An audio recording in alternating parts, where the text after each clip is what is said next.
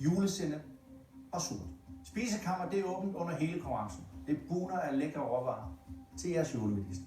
Alt hvad I skal bruge til julesennep, det står i jeres køkkener. Det par af jer, der laver den bedste ret til Tim og jeg, er videre til i morgen. I får 45 minutter. Værsgo og gå i køkkenet. Jeg kan godt lide medister. Jeg har ikke nogen hej til at lave det. Medisteren tager du? Ja. Godt. Super. Og så tager du noget syltet rødkål. Vi skal lave julemedister med rødkål og sødsænder. Er du på medister? Jeg var nok den medister der. Det skal jeg nok være. Min far er pølsevær, og det har jeg selv lavet nogle gange. Det skal jeg nok til mig. Jeg har stået og kigget på det rigtig mange gange, men jeg har aldrig selv kastet ud i at lave en selv. Vi er enige om, hvordan den skal laves. Ja. Vi finder ud af, at vi skal lave medister med kogte kartofler og syltede rødbeder.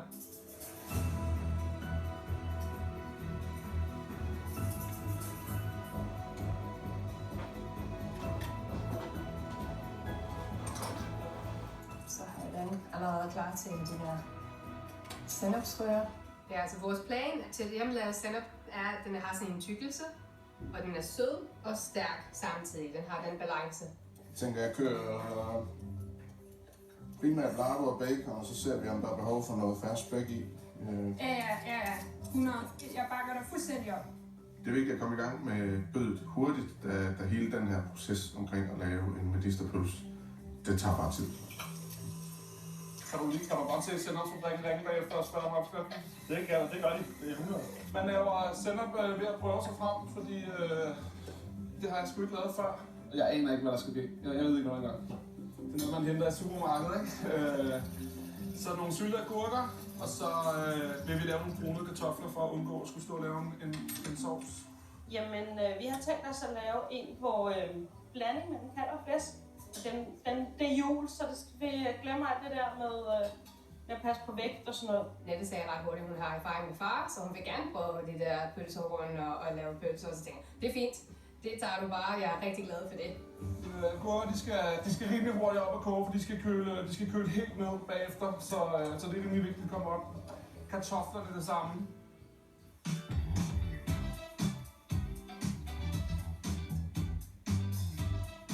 Det første, jeg går i gang med, det er at lave vores syltelage, fordi at de her rødbeder, de skal sylte lidt lang tid, og det er bare vigtigt, at vi kommer i gang med det. Det er lidt så ret tid, det gør. Det er med ro. Vi har masser af tid, morgen. Der er kun gået... Tiden er blevet 5 minutter stærk. Indtil videre har vi kun brugt 10 minutter, og det er godt. Man skal have eddike den op og koge med vand og sukker og lidt peberkorn, og så skal den nå at køle ned, så vi kan servere den koldt til dommeren. Skal jeg smide på frys, selvom den er den her, ikke? Skal vi ikke have den køle helt ned? Jo. Jeg tænker, at rødkålen skal laves, så den har en syltet smag med lidt appelsin, så det bliver julet, og med masser af julekrydderier ind, så det kommer ud gennem det der kogning af rødkål. Jeg ved ikke, om jeg har styr på pølserne. Det må jeg være ærlig om at sige. Jeg synes godt, at den er lidt svær, den her opgave her. Tim, så har vi fået dem sat i gang nede i køkkenet, og jeg glæder mig virkelig til en gang julemedister. Jeg synes også, det ser ud som om, at de udfordrer det der med at skal lave sin egen medisterpølse. Det er bare, som jeg også sagde i starten, det er virkelig, virkelig svært at finde den rigtige ratio mellem kød og fedt, og så nå at få både pocheret den og stegt den af. Ja, det kan jeg godt se. Altså, lige nu er jeg lidt bange for, om de overhovedet når at få pølserne færdige. Jeg synes, den ser lidt fed ud, den der. Jeg tror, der skal noget kød i. Det kan jeg sgu desværre ikke nu. Skal jeg hente det til dig, morgen? Så er det første kvarter gået, og der er 30 minutter tilbage. Jamen, det er skide godt med mig, hun lige giver en hjælpende hånd. Langt tager til kartofler. Shit. Her, nu har du i hvert fald et vand. Nu har jeg det. Jeg synes, vi har godt samarbejde. Jamen, vi har jo også prøvet den før morgenen, ikke? Jeg tager ikke meget sukker til at starte med, fordi vi har appelsinjuice, så... Skal jeg da helt ærligt, den her sennep, den er tættere på en karlrette og sådan noget. Det er jo sennepskorn med æblesejredike og hvidvin. Jeg ved sgu ikke, hvornår det bliver til sennep. Fuck, Mik, det skal gå sindssygt stærkt. Er du klar? Ej, det er fucking tørt, det her. Der skal ikke være luft indeni, for så springer det fuldstændig fra hinanden. Så den skal gerne være fast, uden alt for mange lufthuller i. Kan jeg lige give dig en lille smagsprøve på det her kål, og så kan du sige, om det... Jeg synes, det skal være lidt mere sukker i, personligt. Hvad er det for varmt? Ej, det smager godt. Er det godt? Ja. Kan du smage appelsinen? Ej, du smager dejligt syrlig og sød. Jamen, prøv her, jeg er jo helt forelsket. Altså, well done, Natasha. Der gider godt at være på hold med igen. Match made in Ja, heaven. super. Det har jeg, så har jeg det også. Den er også for tynd. Ja, men så vil jeg vil sige den. Der får lidt mere sirupsmag på nu, ikke? Jo.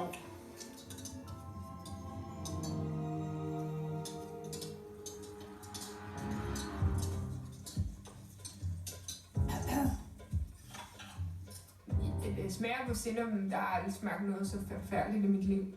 Ej Morten, prøv lige at høre, det må du lige... Altså... Smager da ikke jævnligt godt. Den er en lille smule bitter. Ej, bitter, det er ikke ordet. Det der, det, altså jeg tænkte, det kommer ikke nogen vejen, det der. Kan jeg noget syre i? Det er udbalanceret det der på en eller anden måde. Altså som virkning. Er den strid? Den er lidt rimelig hard stemmer. Jeg rører selv min egen sinapbier, men det er jo noget med, hvordan den bliver kogt. Ja. Konsistensen på den. Og kan man give den sit eget touch også? Og på at høre, sennep er også igen en af de ting, som jeg tror, nærmest ingen mennesker laver selv. Det er noget, man køber, og det er også rigtig svært at lave sennep, fordi det kan hurtigt blive super bittert og tørt. Jeg har lavet det nogle gange, og det er bestemt ikke blevet lige godt hver gang. Det kan jeg lige så godt sige. Så sukkeren skal varmes, og kartoflen skal køles en smule ned. Pølseriet her, det fungerer ikke skide godt for mig, det må jeg ærligt sige. Det er en svær opgave, den her. Det synes jeg har slået lidt med Medister før. Den er skide flot, den der Troels. Tak for det, ikke? Ja, det er sødt. Jeg havde købt den der hos Langer. Nej, du er søg. Ja, Troels pølse er enormt flot. Jeg har ikke så flot en pølse derhjemme. Jeg er også meget stolt af min pølse. Ja, gør mig også alt så umage jeg overhovedet kan. Så er der kun 15 minutter tilbage. I har rigtig travlt nu. Ja, tak. Ja, tak. Kommer du ud nu? Ja. Det er jo simpelthen ikke igennem. Det svære ved det her er med at trykke pølsestopperen ned, så der kommer fars ud, og stadigvæk håndtere det, der kommer ud i den anden ende. Og der er luft og det hele i her. Virkelig godt. Så vil jeg trække så meget af den der. At lave pølser, det er ikke en enmandspræstation. Det er et two-hand job. Det går lidt for stærkt. Jeg kan se, der er luft i tarmen. Det er ikke godt, men formen på pølserne er trods alt blevet pæn. Den her, Ned med det. Mange for den kommer til at springe. Ja, men det er der ikke nok at ved. Prøv lige en gang her. Altså, det kan godt være, at du ikke sådan løber ned og køber den til næste medisterpølse, men det er en sennep. Det er en sennep, mand. Fra at være ingenting til at være en sennep. Fucking sennep! Det er en sennep, den der. Jeg ved ikke, om den er vildt god. Den er sennep. Det er viner. Gud vide, man kan lave alt, bare man prøver sig frem. Det kan man da. Nu kan jeg sejre på den her fætter her.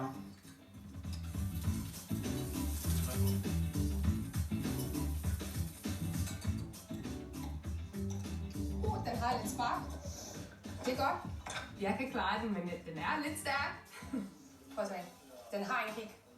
Den får lidt ekstra chili kick. Er det for meget? Ja. En smule stærk, Natasha. Det var stærk. Ja. Det var meget stærk. Ja. Ej, den var for stærk. Der er den måske godt. Jeg tror lidt sukker mere. Sløjt, ikke? Nej, læg dig og lægger på den her fucking pølse, mand. Det er noget fucking pis, at den springer den der tarm. Det skulle ikke ske. Det skal ikke ske. Jeg håber, de andre springer mere. Ja, det bliver jeg nødt til at håbe på.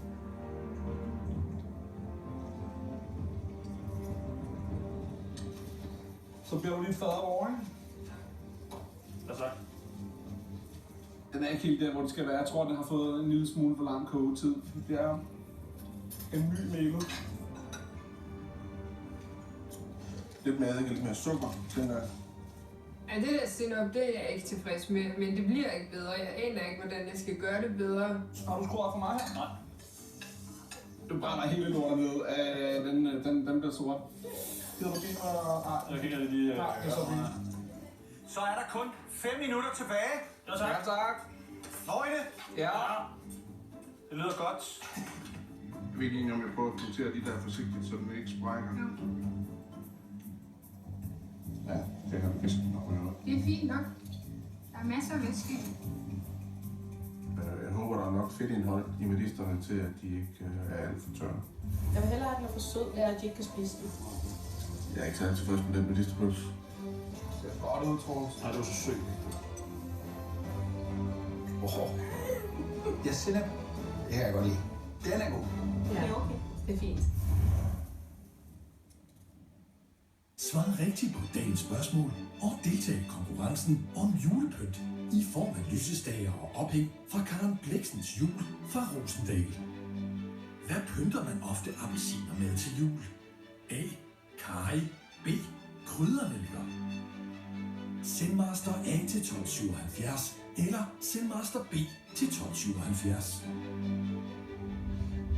Du deltager samtidig også i konkurrencen om at vinde ugens hovedpræmie, som er et knivsæt bestående af 9 knive, strygestav, stegegaffel, knivholder og læderknivmappe fra Endeavor.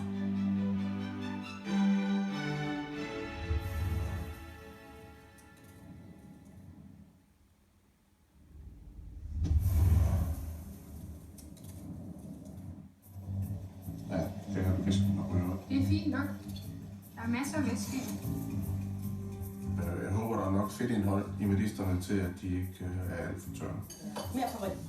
Jeg vil hellere have den er for sød, end at de ikke kan spise den. Så efter man har smagt det et par gange, så bliver man lidt døv i munden, fordi den er så stærk. Så... Men vi kan godt smage, at den smager godt. Ja, den har altid smagt godt. Ja. Der er 2 minutter tilbage. Det er franskplads. Jamen, det her det er lidt for meget nu. Læg den her. Jeg er ikke særlig tilfreds med den medisterpølse. Det vil være løgn at sige andet. Den er tør. 60 sekunder tilbage nu. Det ser godt ud, Troels. Nej, det var så sygt. På en skala fra 1 til 10, der tror jeg, at vi er på 1,5. 1 for kartoflerne og en halv for rødbederne. Så er der 10 sekunder tilbage. Ja, 9, 8, 7, 6, 5, 4, 3, 2, 1. Ja tak!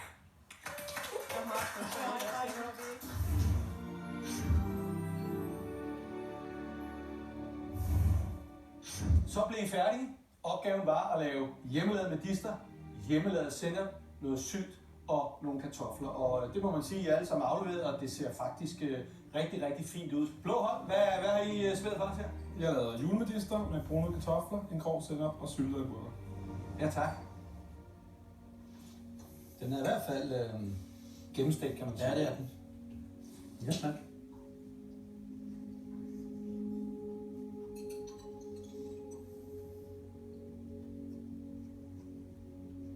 Nick og Troels, jeg vil starte med medisteren, fordi det var ligesom hovedrollen. Lige umiddelbart, når jeg får den ind i munden, så tænker jeg, at der faktisk er en sådan meget god smag i den, og jeg synes egentlig, konsistensen er fin på den.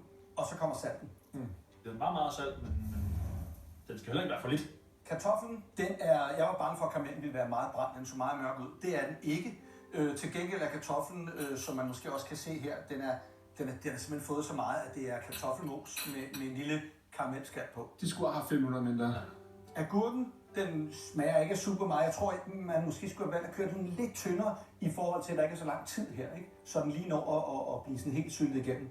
Michael Troels, jeg synes, det er en flot stegt medister. Den er desværre punkteret, og der kan man sige, et af de der kvalitetskendetegn, når man står i en pølsevogn, det er jo netop, at pølsen ikke skal være sprunget. Så det er selvfølgelig ærgerligt. Sennepen, sammen med, synes jeg, det smager godt. Og komme i kategorien julesennep, det er med i tvivl.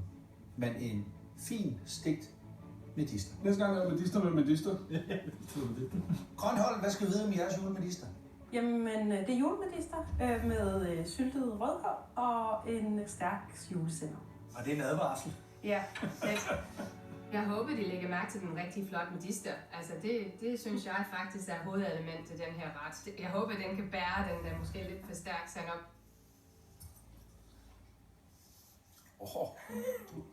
Er det sikkert, om du fik fat i det? Ja. Jeg skal spise det med noget andet, ikke alene.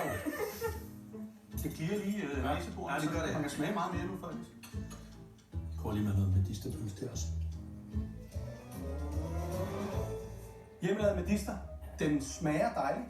Det er en mild, delikat, lad os kalde det delikat smag. Dejligt. Godt gået, Annette. Ja. Det er desværre ikke blevet helt så sprødt, som man godt vil have på en medister. Men der er meget god smag i. Den har sådan en sådan god mundfornemmelse lige på den tørre side, men det kan jeg faktisk godt leve med her. Vi skulle måske lige have lade den lidt længere på. Ja, det har vi ikke helt tænkt så meget på. Og sennepen, den er meget stærk, men jeg kan faktisk rigtig godt lide. Natasha og Annette, når det kommer til rødkålen, så havde jeg foretrukket, at I havde skåret papirstynde skiver af rødkål på en mandolin, og så fedtet det ind og lavet en hurtig syltning. Fordi hvis der er noget rødkål kan, så er det faktisk at klaske lynhurtigt, hvis der får noget salt og noget syre. Ikke at det her ikke passer til, jeg synes det smager dejligt, men den der crispyhed, som hvis man bare lige havde råsyltet noget rødkål, det havde også været dejligt. Jeg sennep, det kan jeg godt lide. Den er god. Der kommer jeg i julestemning. Det smager godt, det er stærkt, den er ikke bitter. Det er noget af det sværeste ved at lave hjemmelavet sennep. Det er, hvis det bliver bitter. Tak for det. Det er okay nu. Ja. Det er okay. Det er fint. Mia Maja, hvad serverer I for os? Vi serverer en julemedister med noget julesennep, kartofler og syltede rødbeder.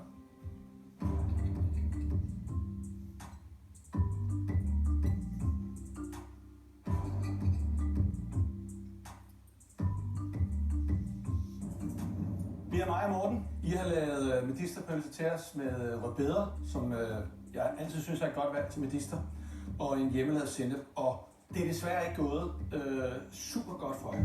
Nej, det vidste vi godt. Ja, det vidste vi godt. Du valgte så at prikke medisterne, så det ud til, og det kan jeg sådan set godt forstå, fordi man er bange for, at det her væske skal eksplodere, skinnet, og så er det hele flyder ud, men al saften er røget ud af pølsen her, så den fremstår rigtig tør, og tarmen her, den er sådan helt tyggegummiagtig, den er sådan meget, desværre slet ikke sprød overhovedet. Det kunne da godt starte en ny trend. Tyggegummi-pølse. Ja. Og så vil jeg lige starte med at trække op på det juletræ, I lige er faldet, fordi kartoflerne, de er rigtig gode. Og det kan godt være, at I har et smil på læben. Det er ikke nemt at koge en flot hvid kartoffel. Den her, der er perfekt salt i vandet. Den smager godt og dejlig konsistens. Jeg kan godt koge kartofler i det mindste. Sennep til den bitre side. Jeg har ikke noget bitre sennep, men den her, den går alligevel over i historien. Tak for mad. Tak for mad. Tak for mad. Vi kan jo kun sende et par direkte videre til i morgen.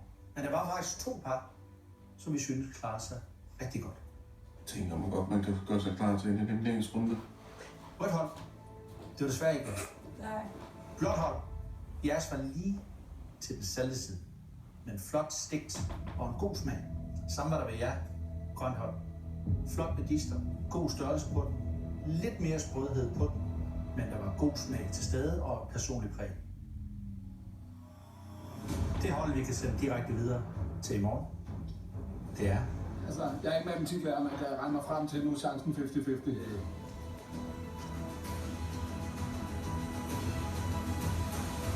Det er grønt hold. Det er fantastisk. Ja.